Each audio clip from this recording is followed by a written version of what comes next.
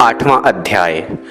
भूमि के अंदर से निकलने वाला पानी शुद्ध माना जाता है। पतिव्रता नारी पवित्र होती है। लोगों का कल्याण करने वाला राजा पवित्र माना जाता है और संतोषी ब्राह्मण को भी पवित्र माना गया है। अधमा धनमिच्छन्ति धना माना च मध्यमा उत्तमा मान मिच्छन्ति मानो ही महता धनम। अर्थात जो लोग संसार में केवल धन की इच्छा करते हैं वे अधम अर्थात नीच कोटि के हैं। मध्यम श्रेणी के लोग धन और सम्मान दोनों की इच्छा करते हैं, जबकि उत्तम कोटि के मनुष्यों को केवल आदर सम्मान ही चाहिए होता है। संसार में धन की इच्छा तो सभी को रहती है, परंतु धन की प्राप्ति के लिए निम्न श्रेणी के लोग अन्य सब बातें भूल जाते हैं। सब कुछ भुलाकर धन के पीछे भागना ठीक नहीं।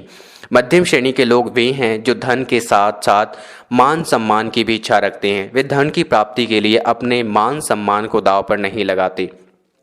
श्रेष्ठ पुरुष अर्थात उत्तम कोटि के मनुष्य वे हैं जिनके लिए आदर सत्कार ही सब कुछ है।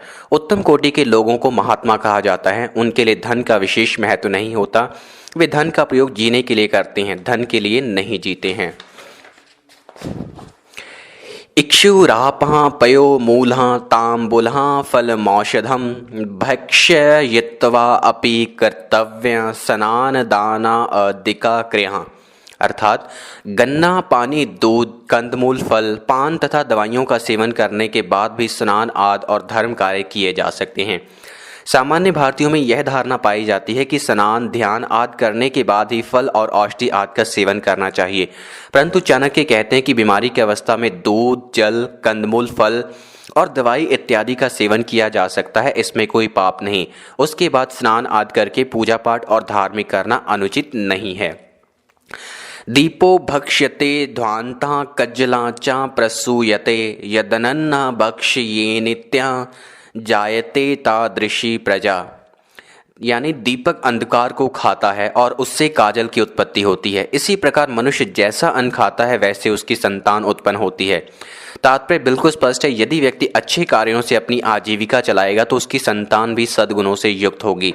यदि वह चोरी और मक्कारी से पैदा किए हुए धन से अपनी संतान का पालन पोषण करता है तो संतान के विचार भी उसी प्रकार के निकृष्ट होंगे। आचार्य यहाँ संकेत दे रहे हैं कि जैसी संतान चाहते हो वैसा ही अन्न सेवन करो। संतान यदि फल है तो अन्न उसका बीज है। वित्त देहि गुणाविन्तेषु मति मन्नान्यतर देहि कवचित् प्राप्ता वारिणी धे जलः धन मुखे माधुर्य युक्ता सदा जीवान स्वास्थ्यवर जंगमाशंच सकलान संजीव भूमंडलम भूया पश्य तदेव कोटि गुणितः गच्छ तम मम्भोबि निंधिम। अर्थात बुद्धिमान या अच्छे गुणों से युक्त मनुष्य को ही धन दो, गुणहीनों को धन मत दो।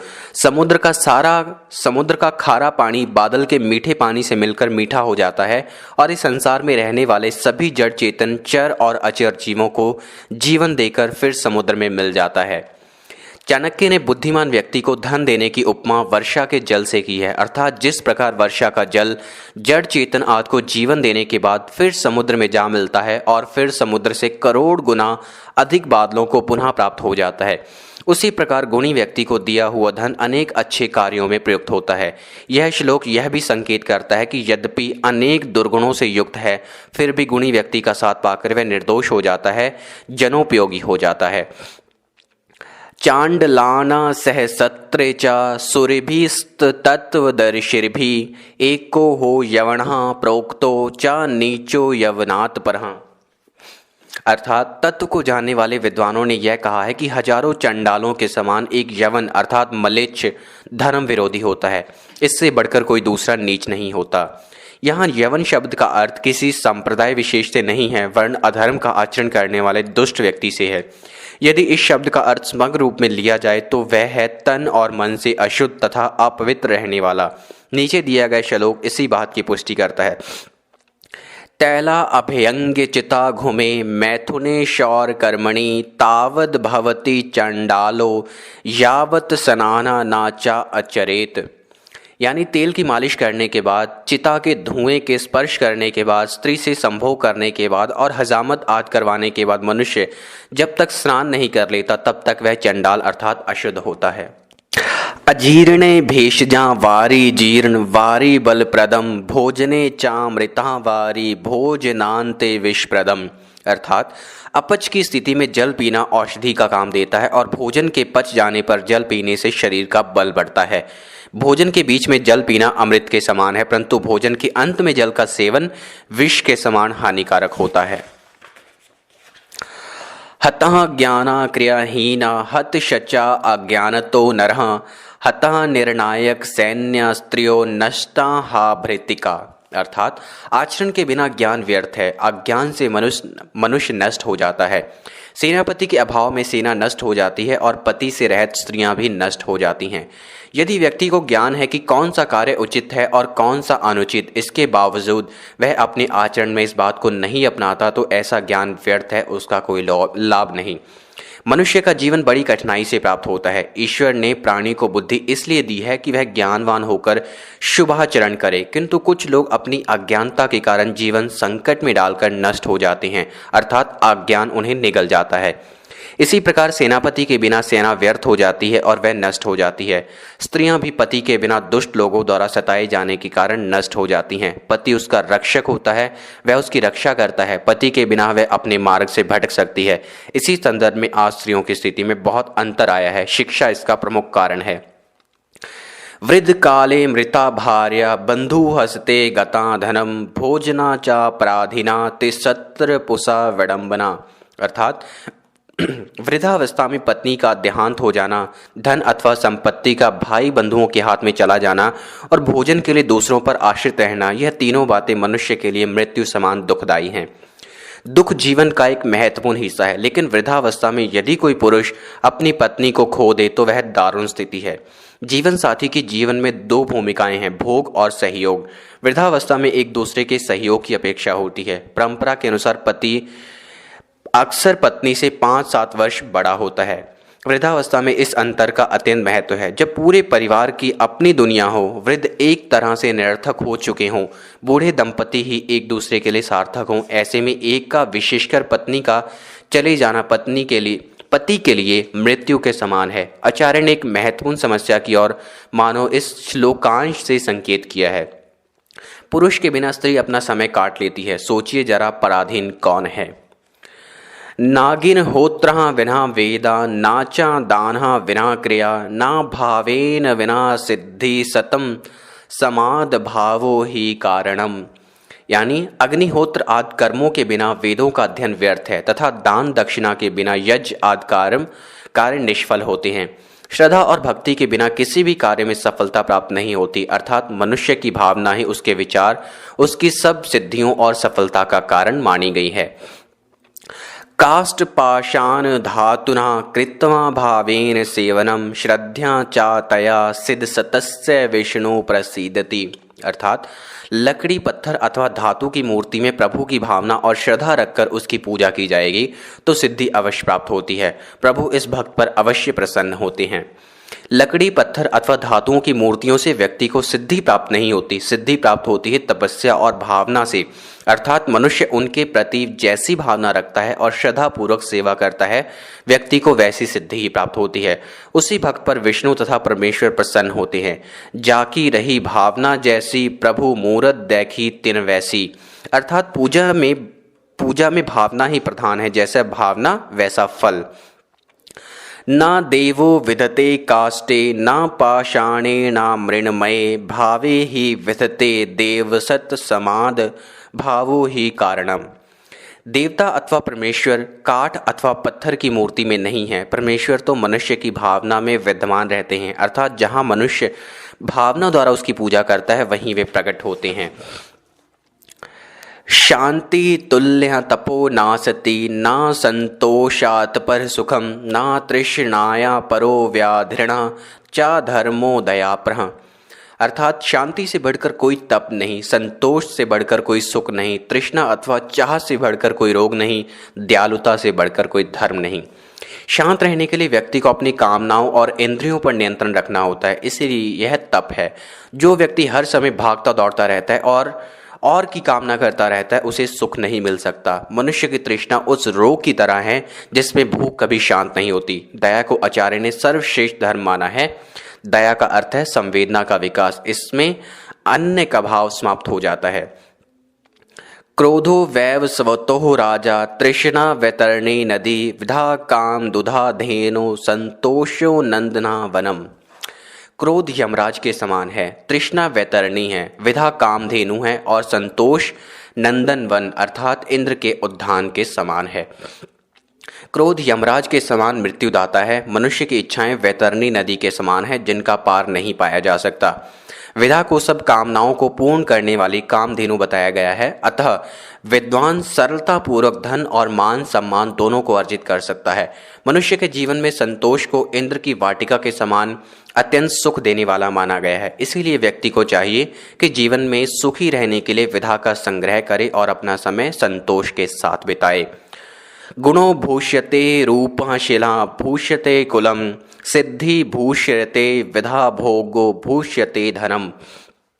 गुणों से मनुष्य के सौंदर्य में वृद्धि होती है, शील से कुल की शोभा होती है, कार्यों में सफलता से विधा शोभित होती है और धन के सही उपभोग से धन की शोभा बढ़ती है।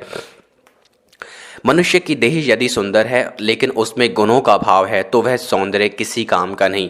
अच्छे आचरण के कारण ही कुल की शोभा होती है।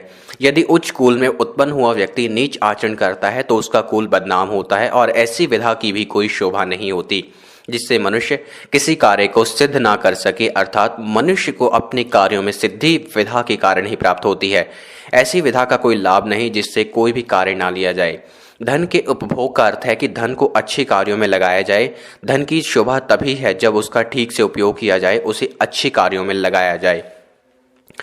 निर्गुणस्य हतः रूपा दुशीलस्य हतः कुलम असिद्धस्य हता विधा अभोगेन हता धनम। गुणहीन मनुष्य का सुंदर अथवा रूपवान होना व्यर्थ होता है। जिस व्यक्ति का आचरण शील से युक्त नहीं उसकी कुल में निंदा होती है। जिस व्यक्ति में किसी कार्य को सिद्ध करने की शक्ति नहीं ऐसे बुद्धिहीन व्यक्ति की विधा व्यर्थ है और जिस धन का उपभोग नहीं किया जाता वह धन भी व्यर्थ है। शुचि भूर्मि गतः तोया शुद्धा नारी पतिव्रता शुचि क्षेम करो राजा संतोषी ब्राह्मणा शुचि। भूमि के अंदर से निकलने वाला पानी शुद्ध माना जाता है। पतिव्रता नारी पवित्र होती है। लोगों का कल्याण करने वाला राजा पवित्र माना जाता है और संतोषी ब्राह्मण को भी पवित्र माना गया है। चाणक्य का कथन है कि भूमि के नीचे से प्राप्त होने वाला जल शुद्ध माना जाता है। पति के प्रति समर्पित नारी शुद्ध और पवित्र मानी जाती है। जो राजा अपनी प्रजा के कल्याण में लगा रहता है, जो सरकार अपनी जनता का कल्याण करती है, भ्रष्टाचार में नहीं पड़ती, उसे शुद्ध और पवित्र माना जाता है। उसी प्रकार जो ब्राह्मण संतुष्ट रहता है अर्थात जिसमें धन की लालसा नहीं है वही पवित्र है। असंतुष्टा द्विजा नष्टा संतुष्टा शच महीभृता सलज्जा गणिका नष्टा निर्लज्जा शच कुलांगना। यानी संतोष रहित ब्राह्मण, संतुष्ट होने वाला राजा, शर्म करने वाली वेश्या और लज्जाहीन कुलीन स्त्रियां नष्ट हो जाती हैं। असंतुष्ट रहने वाला ब्राह्मण अपने कर्म से भ्रष्ट हो जाता है, वह अपना कर्तव्य भूल जाता है, समाज में उसकी प्रतिष्ठा क्षीण होती है। इसी प्रकार जो राजा अपनी थोड़ी सी सफलता से संतोष कर लेता है उसमें महत्वाकांक्षाएं कम हो जाती हैं। वह अपना राज्य का विस्तार ना करने के कारण शक्तिहीन होकर नष्ट हो जाता है। वेश्याओं का कार्य लोगों को संतुष्ट करना है। वह बाजार में बैठकर भी यदि संकोच और लज्जा करती रहेंगी तो वह भूखी मर जाएंगी। इसी प्रकार यदि अच्छे घर की औरतें लज्जा को त्याग देती हैं तो वे भी नष्ट हो जाती हैं। इस श्लोक से स्पष्ट होता है कि कोई एक कार्य किसी के लिए हितकर है तो किसी को हानि पहुंचाने वाला होता है। कर्तव्य का निर्णय संदर्भ के अनुसार होता है, उसकी कोई निश्चित गाइडलाइन नहीं है। किंकुलेन विशालेन विधाहीनेन देहिनाम दुष्कुलीनो अपि विधाशच देवेरपि सुपूज्यते। यानी यदि कुल विधाहीन है तो उसके विशाल और बड़े होने से कोई लाभ नहीं। यदि बुरे कुल में उत्पन्न हुआ व्यक्ति विद्वान है तो देवता लोग भी उसकी पूजा करते हैं। विधा रहित बड़े कुल में उत्पन्न होने से कोई लाभ नहीं, क्योंकि व्यक्ति का सम्मान बड़े कुल में उत्पन्न होने से नहीं होता बल्कि विद्वान होने और अच्छे गुणों के कारण होता है। इस प्रकार चाणक्य केवल वंश को महत्व नहीं, वे व्यक्ति के विद्वान होने को अधिक महत्व देते हैं। उनका कहना है कि यदि नीच कुल में उत्पन्न हुआ व्यक्ति भी विधा आदि गुणों से युक्त है तो सभी लोग उसका सम्मान करते हैं। रावण उच्च कुल में उत्पन्न हुआ लेकिन दुर्गुणों के कारण प्रत्येक वर्ष जलाया जाता है।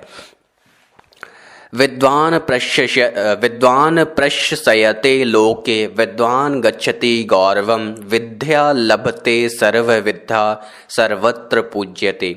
यानी संसार में विद्वान की प्रशंसा होती है, विद्वान को ही आदर सम्मान और धन धान्य की प्राप्ति होती है।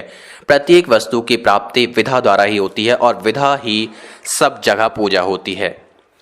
मांस भक्ष्य सुरापाने मूर्ख शचचा शरवर्जित पशु भी पुरस्कार भारा अक्रांता चा मेदिनी। यानी मांस खाने वाले, शराब पीने वाले, मूर्ख और निरक्षर मनुष्य रूपी पशुओं के भार से यह पृथ्वी पीड़ित और दुखी रहती है। मांस खाने वाले और शराब पीने वाले व्यक्ति यह सोच भी नहीं पाते कि कौन सी वस्तु खाने के योग्य है और कौन सी नहीं। इस प्रकार मूर्ख और निरक्षर व्यक्ति रूप रंग में तो मनुष्य के समान होते हैं, परंतु वे पशु के समान इस पृथ्वी का भार हैं, अर्थात उनसे संसार का कोई उपकार नहीं होता। ऐसे लोगों को पशु कहना पशुओं का अपमान है।